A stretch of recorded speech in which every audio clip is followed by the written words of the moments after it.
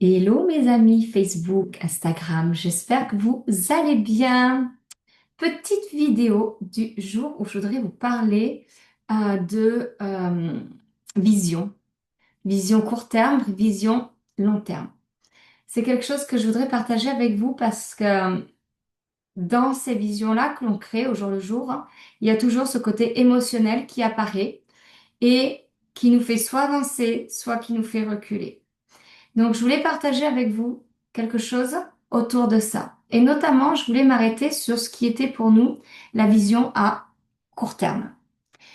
Parce que la vision à court terme, si on s'arrête bien dessus, souvent, quand on crée nos visions, quand on crée nos objectifs, on le crée à partir de nos peurs. C'est-à-dire que, posez-vous la question si la vision à court terme que vous prenez, que vous avez, que vous dessinez, est-ce qu'elle n'est pas seulement le reflet de vos peurs et non de vos aspirations profondes? C'est vraiment quelque chose que je vous pose ici sur la table. Parce que tu veux avancer, en tout cas tu dis que tu veux avancer, que tu veux transformer des choses, que tu veux changer de posture, que tu veux changer de business, que tu veux changer de réalité, parce qu'il y a des choses qui te conviennent pas, donc tu vas travailler sur tes croyances.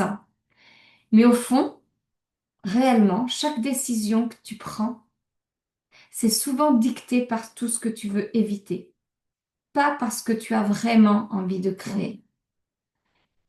Parce que là, on a des petites voix qui nous disent, allez, fais cette action parce qu'il faut. Investis juste ce qu'il faut parce que si tu investis plus que ce qu'il ne faut, tu peux prendre des risques. Et puis parfois, ben, il y a même des personnes qui restent exactement là où elles sont pour pas bouger, pour pas sortir de la zone de confort parce que ça coûte de bouger, ça coûte de changer d'habitude, ça coûte de, de faire des choses parce qu'on croit que ce qu'on a prévu, c'est toujours la meilleure chose. Mais si on regarde ce qu'on a prévu, est-ce que c'est relayé à du court terme, à du moyen terme ou à du long terme? Et si tu restes dans ton court terme, c'est quoi l'énergie qu'il y a derrière ça? Est-ce que c'est de la peur ou est-ce que c'est vraiment cette envie-là de créer? Parce que le piège du court terme, c'est le piège de la survie. C'est le piège de la petite vision. C'est le piège de la peur qui va t'emmener à ne pas souffrir, en tout cas, qui va te faire viser ça et qui va t'éloigner de ton épanouissement. La peur, quand elle pilote nos décisions, elle ne nous protège pas en fait. Parce que la peur, c'est la survie, c'est la protection. Mais quand elle bloque nos décisions, elle ne nous protège pas, au contraire, elle nous étouffe. Elle te fait croire, la peur, que c'est le bon choix que tu fais parce que tu es sage et tu es raisonnable. Mais en réalité, ce choix que tu fais, c'est celui d'éviter l'inconfort, c'est celui d'éviter l'exposition, c'est celui qui t'évite le risque d'échouer ou d'être critiqué. Et dans cette dynamique-là, bah, tu avances, hein, mais tu tournes en rond en fait. Tu tournes en rond, tu vas essayer de compenser, tu vas essayer d'ajuster. En fait, tu vas faire ce qu'on appelle du bricolage. Et le bricolage ne fonctionne pas. Bricolage, c'est du pansement. C'est du pansement que l'on met là parce qu'on croit que c'est une bonne décision. Et ça t'éloigne réellement de tes envies. Cette semaine, on a travaillé beaucoup la vision. Ce matin, j'ai eu un atelier pendant 2 heures et demie, 3 heures, pardon, avec une cliente et on a travaillé des ateliers cette semaine. Mais à chaque fois, on travaille le court terme parce que c'est essentiel de travailler le court terme dans nos plans d'action. Ça, c'est une certitude. Mais ce court terme-là, il est toujours, moi, je le relie toujours à votre long terme. Pourquoi? Parce que construire une vision à long terme, ça demande un autre regard, ça demande un autre ancrage. Ça demande un ancrage qui soit beaucoup plus profond, mais qui n'est pas dirigé par l'émotion de la peur, mais qui est dirigé par un ancrage intérieur, une conscience de qui tu es réellement, de ce que tu es venu porter là. Et tu n'as pas été appelé à créer juste pour tenir bon. Tu as été appelé à créer quelque chose qui te correspond. Tu es là pour faire vibrer ton message. Tu es là pour partager ta médecine intérieure. Tu es là pour partager le pourquoi tu as créé cette entreprise-là, ce vrai pourquoi intérieurement. Tu es là pour accompagner tes clients, tu es là pour accompagner tes collaborateurs, tu es là pour inspirer, tu es là pour transformer, mais depuis un espace intérieur qui est solide, qui est libre et qui est aligné. Et pour ça, je sais pas si c'est d'accord avec moi, mais pour ça, il faut vraiment se poser une question, une véritable question. Une question qui va résonner avec ton cœur, une question où tu vas écouter ton mental, mais tu vas trouver cet équilibre-là, en fait. C'est à chaque fois que tu avances, à chaque fois que tu prends une décision, à chaque fois que tu t'engages, que tu te désengages, à chaque fois que tu essaies de mettre en place quelque chose. Déjà, essayer, si tu emploies ce mot-là, c'est pas bon. T'es pas connecté déjà au fait de c'est non négociable, j'y vais en fait. T'es pas négocié, t'es pas connecté à ta grande vision, t'es connecté à de l'essai, t'es connecté à de l'attente, à du doute, à de la tentative. Donc c'est la peur. Donc la vraie question à se poser à chaque fois, quand tu as une décision à prendre, c'est qui prend mes décisions à ma place? Est-ce que c'est ma peur ou est-ce que c'est ma vision? Et ça, c'est quelque chose qu'il faut vraiment se poser. Parce que si tu te diriges par la peur, c'est-à-dire que toute l'énergie que tu mets dans ton business, dans tes rapports à l'autre, dans la création de relations humaines que tu fais, tout ce que tu fais avec la peur est dirigé par l'énergie du manque.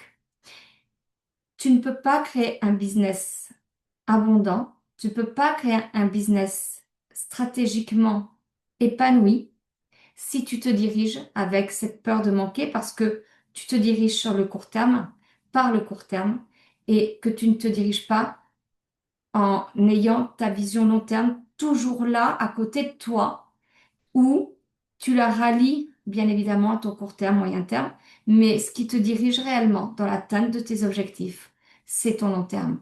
Ton court terme n'est que le moyen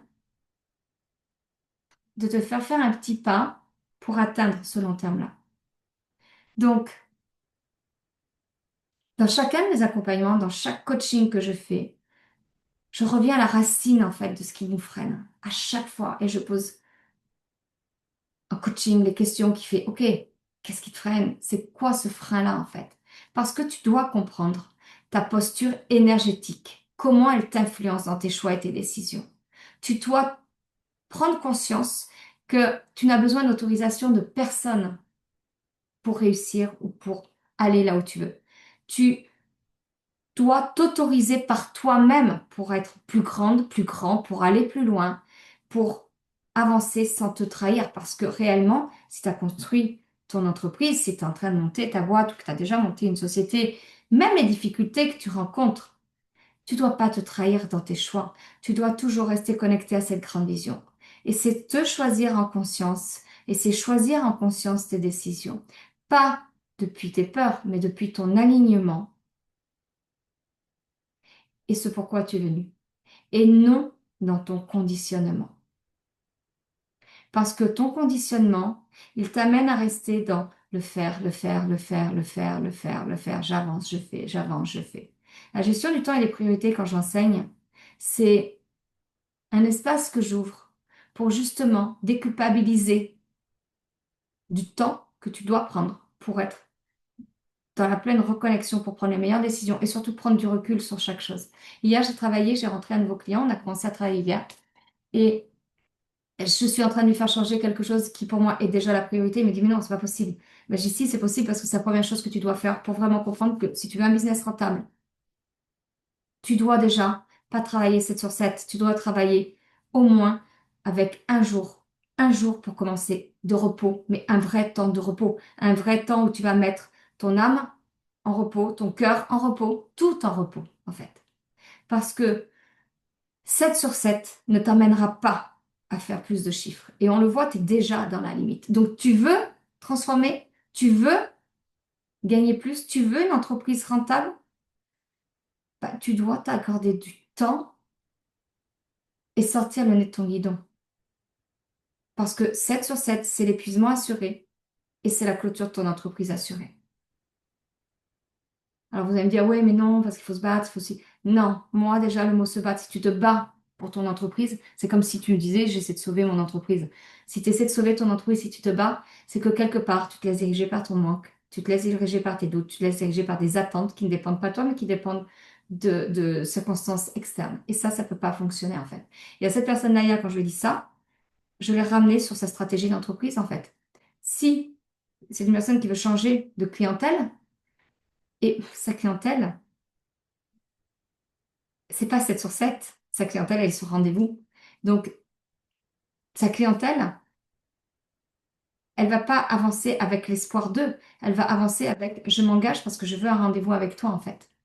Et c'est pas la même chose. Et là, bah, il a dit, ah ouais, je comprends mieux, en fait. Et effectivement, il y a une chose qui est certaine, c'est que la conséquence de ça derrière, cette personne, cet entrepreneur, va être beaucoup plus en capacité de s'ancrer et de prendre des décisions qui partiront d'un espace non plus de manque, mais qui ira beaucoup plus connecté à l'abondance de ce qu'elle a envie de créer. Et ça, c'est une certitude. Parce que la peur, elle peut être entendue, parce qu'elle est là, et si elle est là, c'est que on doit aller la voir, on doit aller la visiter, mais elle ne doit pas décider pour toi. Ce qui doit décider pour toi, c'est ce que tu as réellement envie, parce que c'est relié à une vision long terme. Ton court terme n'est valable et est utile qu'à partir du moment où tu crées un vrai lien énergétique avec ta vision long terme. Je voulais vraiment partager ça avec vous parce que on fait cette confusion-là et on est dans le faire, le faire, le faire, le faire, le faire, le faire. Alors, moi, je suis dans le faire, mais je suis dans le faire maîtrisé. Je prends beaucoup de temps pour moi.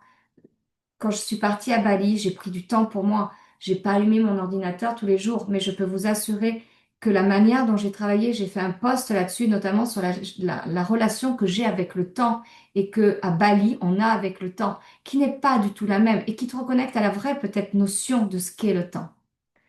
Parce que il y a un vrai décalage entre je fais les choses et je prends pas de temps pour moi, je prends pas le temps d'avancer dans ma prise de recul, dans vraiment mes décisions et le temps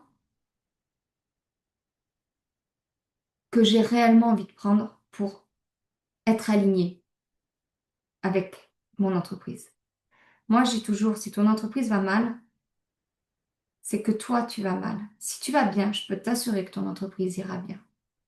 Ça demande de l'entraînement, ça demande du mindset, ça demande de la réflexion, mais ça te demande surtout de te préserver dans ton énergie et dans la relation que tu as avec tes émotions, que tu connectes à tes actions et donc à la gestion de ton temps. Parce que le choix de tes priorités derrière sera impacté directement.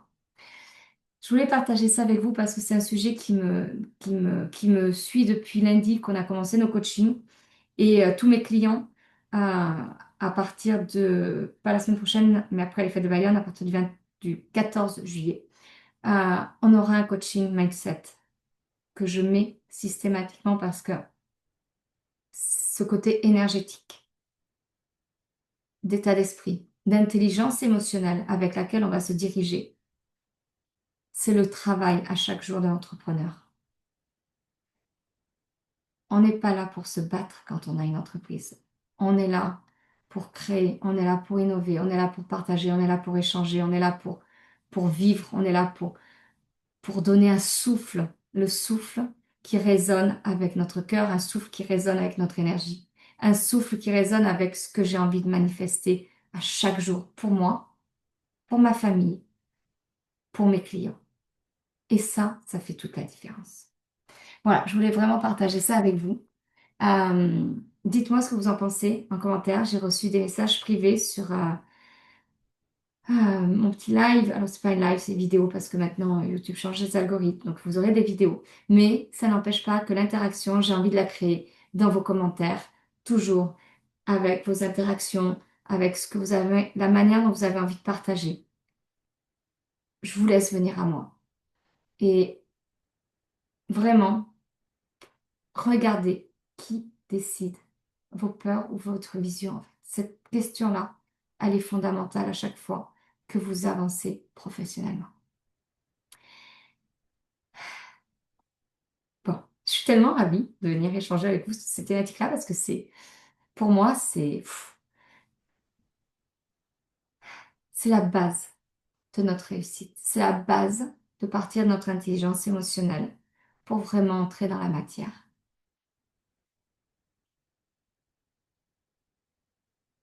Les deux sont à l'équilibre.